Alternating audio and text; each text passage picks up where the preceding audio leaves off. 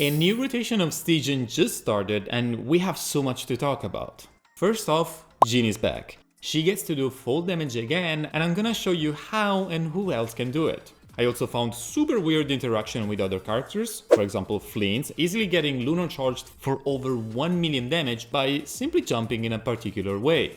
Out of the 3 bosses, these 2 will get very spicy, believe me. I will have timestamps for you to navigate throughout the video, but otherwise we're going in order. By the way, thank you for watching my STYGIAN guides. It's becoming a series now and you guys seem to really like them. Believe me, you will love this one. Let's start. As always, we will focus on difficulty 5 and 6. Number 1 is the Baptist. This enemy from Sumeru that we haven't seen for a while is rather annoying, but at least it's packing a pretty low HP pool, just above 5 million for Fearless and almost 11 for Dire. Spoiler alert, there is a boss later that has more than double these HP values. This enemy will generate Electro, Pyro and Hydro shields. When you destroy one, it will lose HP, then after 3 shields, it's stunned for a while and then starts from the beginning again. This stalling is probably why it doesn't have that much HP. And that's pretty much the entire fight. But let's go into more details. The shields always happen in the same order, so Electro, Pyro and then Hydro. Between each you barely have 3 seconds of stun time, and between each cycle of 3 shields you have around 18 seconds. You don't have a time limit to destroy the shields, but of course the faster the better. Additionally, the boss has 10% resistance to every element, so pretty basic. As we said, the boss also takes damage when you destroy a shield, and as you can see by the example, when I just focus on destroying the shield, it takes almost no damage, and when I try to actually deal damage, it's a much larger instance. And this hit is 50% of the damage you did during the shield phase, but capped at 12.5% of its max HP. This is basically telling us that while we should focus on destroying the shields, we don't necessarily need to give up all the damage, but of course it's highly negated. The Electro shields will have 12 units of Electro you need to remove. The Pyro and Hydro ones have 18 units instead. It's basically like the overworld version, just 50% tankier. So here's how much of any given element you have to apply to destroy each shield. Since talents often apply different amounts of a given element, and this is also affected by reactions, I will leave a resource in the description if you want to go deeper. But this basically tells us that a Freeze team has everything we need to defeat this boss. It also tells us that any Danger plus Hydro team has the technically best elements for each shield. Hydro is the best for Pyro, and Danger is the best for both Electro and Hydro. This data will now help us choose what to play. When I saw the elemental chart, the 2 teams that I know are very strong and popped in my mind instantly were Skirk and Nefer. These 2 will be the best way to deal with the boss. But here we have to note something. Many Skirk and especially Nefer teams often don't bring that much Hydro application, and that might be an adjustment needed for the Pyro shields. Furina by herself, especially when caught in the middle of a rotation, will take a while to deal with this, for example. I know for Nefer also has the same problem, even worse. So while solo Hydro can work, I generally recommend bringing either 2 Hydro units, or in the case of Nefer you can also consider someone like Cookie, which still helps with the Pyro shield, especially if you have the burst for it.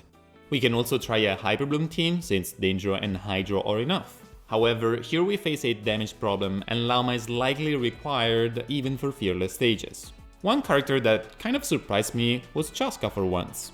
She is one of the rare characters that can pack both Hydro and Cryo without really going all in Freeze. This team, with some difficulties, is able to clear Fearless. Other things that I tried that technically could do this but face many problems, either lacking damage or delivering it in a timely manner with all the shields going on, are Novilette, Kinech with 1 Hydro, Flitz with 1 Danger, other Freeze teams and even some weird Mavuka 1. This technically can do it but require better gameplay and investment. Unfortunately, the combination of Hydro being basically a must and then having to add at least Cryo or Danger makes for some pretty weird teams when not looking at Nefer and Skirk. And while I did test some weird scenarios here, this boss is honestly just kind of basic. The real challenging part is adapting and rotating your team in a way that is optimized to deal with the shields and still deal the majority of DPS during the pretty short phases in which the boss is stunned. No team will play their quote-unquote normal rotation you might be used to, but at least it doesn't have that much HP. Moving on, we have the boss that will likely get cooked the most. This Iktomisarurus local legend, which I'm just going to call Penguin. Let me cover the normal mechanics first, since there is a bunch, and then we will try the weird stuff. This boss has very low HP, at 4.3 million in Fearless and almost 8 in Dire.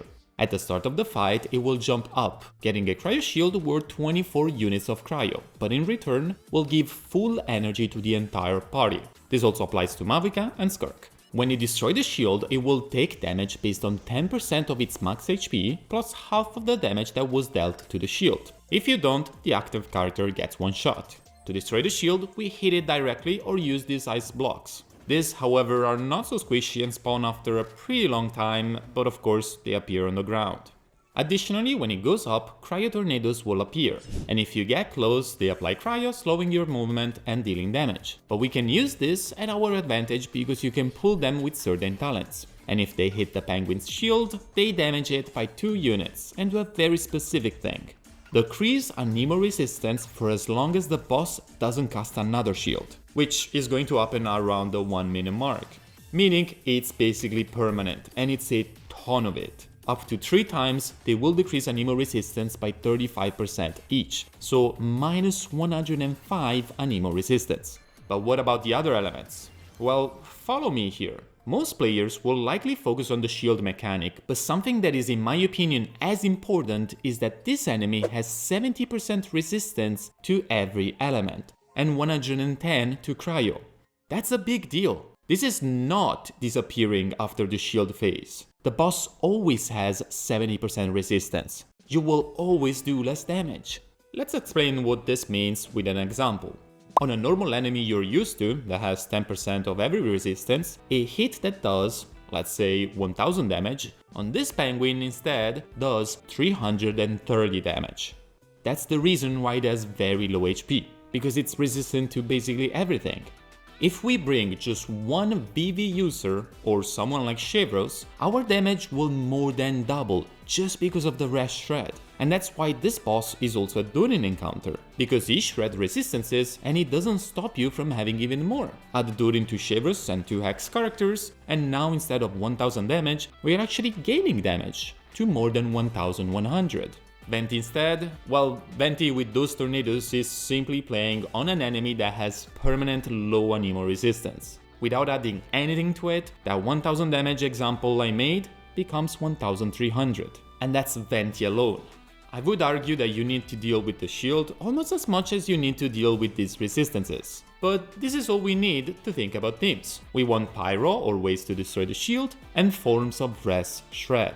And now we get to the fun stuff. As I said, after the shield, the enemy will take 10% of its HP as damage plus half of what you dealt during the phase. However, the enemy is high enough that it will also take full damage. And this is where it will get cooked at dawn.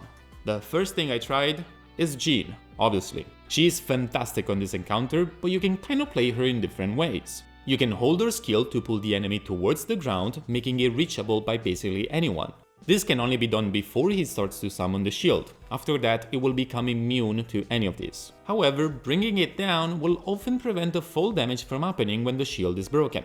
But we can also couple her with someone like Bennett and play Sunfighter Jean, a simple concept of Bennett applying pyro to us and Jean's burst applying Anemo, causing constant swirls. This applies tons of damage and is able to destroy the shield even without bringing it closer to the ground, so we also get the full damage.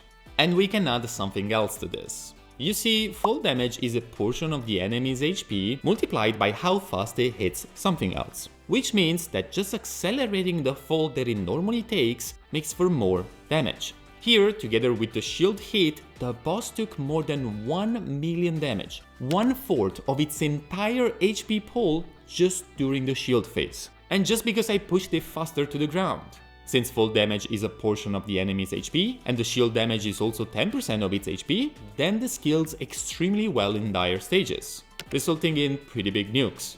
And this is not hard to do, by the way, it's very easy to replicate. And as far as I could test, this works with Sucrose and Kazuha, but not to the same degree. It's way more time sensitive and Jin was simply doing more damage. I tried staggering when the shield broke, but honestly, the only thing that worked really well was again, Jin. But big disclaimer here, at the time of recording this video, STYGIAN hasn't opened yet for everyone. I'm on the early access server, so this is just me, one person with 300 MS and limited time. Imagine what the entire community will come up with on this boss. Leaving this aside, what are more normal teams and strategies we can use for this encounter? Well, the shield can be reached in other ways. You can elevate yourself to its side with Albedo, Zhongli and GMC. You can bring the enemy closer, as we said with Jin and Venti, but Sucre and Senkazua, even together and both on sacrificial weapons, fail to do what Venti and Jin can do with one simple cast. Back to the shield, many AoE talents can hit it, Mavica, Durin, Ender and Klee with a portion of their kit, Line, Shanling when elevated, and more. Melee attacks like Arlecchino and Mavica are not able to hit most of the time instead. And this is not just a problem for the shield phase. The enemy will keep moving and sometimes over very high, making it unreachable to many damage dealers. All in all, Venti is probably the best character you can play here, because you get a ton of breath shred for free and you can absorb pyro very easily. You can also choose between making the penguin get close to the ground by casting his burst before the shield, or letting it stay above, casting it after it becomes immune to being moved. And since he's a proper damage dealer now, if you have him, he's definitely the play. I'm pretty sure at C0 he will be able to conquer even dire stages with good gameplay. Moving on, aside from Pyro, the only element that truly makes sense is Electro. And that's already much slower, so anything else is not worth considering, with the exception of Zhongli, since his pillar can actually be useful and his burst applies a ton of geos, so it does help out with the shield too. And aside from the element, keep in mind one key aspect. If you don't carry Resh Shred to this encounter, you will do no damage. It doesn't matter if you find a way to deal with the shield if you can't defeat the boss. How do we achieve this? Viridiscent Veneerer, Shilonen, Lauma, Deepwood, Durin, Chevros, we need at least one source of Resh Shred, but technically the more the better. Not doing so will make any damage dealer lose the majority of their damage. Teams that I tried and managed to defeat Fearless are basically every single Venti team, any team with Chevros, ideally together with Durin, most Pyro teams that carry double Resh Shred like VV plus Shilonen, even Mavica, Klee and Arlecchino, although they will have a bad time hitting the enemy when it hovers above, even when the shield is down, but they still pack enough damage. Lastly, we have the Experimental Field Generator. This is a plunge-specific encounter. It has a ton of HP, the highest we have seen at 13 million for Fearless and 23 million for Dire. It has 70% Geo Res, so forget Navia or any Geo damage dealer, but then every other element has a common 10% resistance, technically making every element viable. But the fight has one perk that is very important. During a special phase that lasts quite a long time, this boss will increase your jump height, and for 1.5 seconds after reaching a certain height, your character attack is increased by 600%, a massive buff, with a duration that is very brief, intended just for the follow-up plunge, but not necessarily the only thing we can do. As I showed in the preview of the video, there are certain abilities that can be cast so fast that still use the very brief attack buff. The example was Flint's, simply jumping and using his burst. The first Lunar Charged is buffed, and jumping as soon as possible makes the second Lunar Charged hit be buffed as well, resulting in insanely high numbers. We can do the same with Kinich, charge up a cannon, jump, and quick hold to fire it as soon as possible, still buffed. And we don't have to stop there. Even easier to play and rewarding are Skirk and Arlecchino. They can plunge and then do 2 normal attacks right after. Both are still going to get the attack buff. Their teams are very strong and can 100% clear Fearless, if not Dire, by adjusting the gameplay. So we can get very creative here, but first let me explain what happens to normal Genshin when a stat like attack is buffed by 600%. Since the damage formula is a multiplication of a lot of factors, when one of them is so high, adding more to it is not the smartest way to increase our damage. Meaning that as long as this buff is well used, things like crit, EM, any form of damage contribute to our damage much better than adding more attack. So I started to play around with numbers. This is the damage of a melted Diluc plunge, no other buffs included. This one instead is with the 600 attack buff. Sounds about right. Let's add a C5 Bennett. So let's say 1000 flat attack, Pyro Resonance and Noblesse. Our hit that would normally double in damage with the plunge buff only gives us about 20% more damage. Just for fun, let me add a random Kachina. She's doing nothing but using the Cinder City set, and 40% pyro damage by itself here is better than carrying a C5 Bennett, which is huge. If the Bennett was C6 instead, we get 15 pyro damage, and look how big of a difference it makes on the 600% attack buff. And yet, a Diona with Elegy is as good as C6 Bennett, just because of the EM buffs. The point being, Bennett, Noblesse, Tenacity and attack percentage stats can now be replaced by other buffs more easily, even if they were generally not as good. And even someone like Jianyun, while great and covering the time where the boss doesn't allow you to plunge, is not increasing our damage by a big margin. That's because her buff ignores how much attack we have. Moving on, we have to cover one simple problem this boss has. It actually does a lot of damage, and many of its attacks are not dodgeable, unless you plunge. Even worse, if you don't plunge, it actually gains damage. And finally, 3 hits of Pneuma can disable the hits without removing the ability to plunge, but it's not a requirement. Now let's go back to the timing of the buff. 1.5 seconds is all we have. The exact point where the buff starts is here. After 90 frames or 1.5 seconds, it will disappear. Since this is a normal attack percentage buff, it means that we can snapshot it. We can jump with facial as soon as we hit the ground, use her skill. Odds will now remember her attack and keep it for the entire duration, even if we swap off. This also happens to Beidou, but you can't really do much else with this since most bursts that snapshot take too long. For example, Xiangling cannot keep the buff, and most recent characters don't have this mechanic. And aside from certain damage dealers doing a fast attack after a plunge or a jump, not many things get it naturally. Technically, Flint jumps during his burst, Mavica does as well, but they simply do not trigger it. It's probably not high enough or an exception. So often we will have to do a normal jump boosted by the boss mechanics to actually buff something. Mavica's burst is too long, but as we've seen, Flint's burst isn't and can be buffed by jumping. And many hits that are fast enough can be performed right after a plunge or after a jump to very briefly use the attack percentage boost. I left the expected strong characters for last, but it's very obvious here that any damage dealer that is designed to plunge has no problem utilizing the buff. But this is going to be one of, if not the best character for this encounter, getting it on every single plunge attack.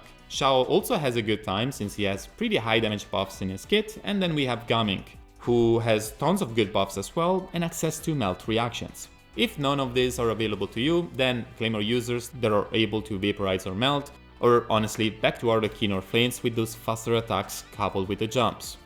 And that's about it. Once more, I want to say that this is just me trying this stuff and coming up with different ideas for my testing. That's why I often focus on the mechanics rather than just listing every single character in the game.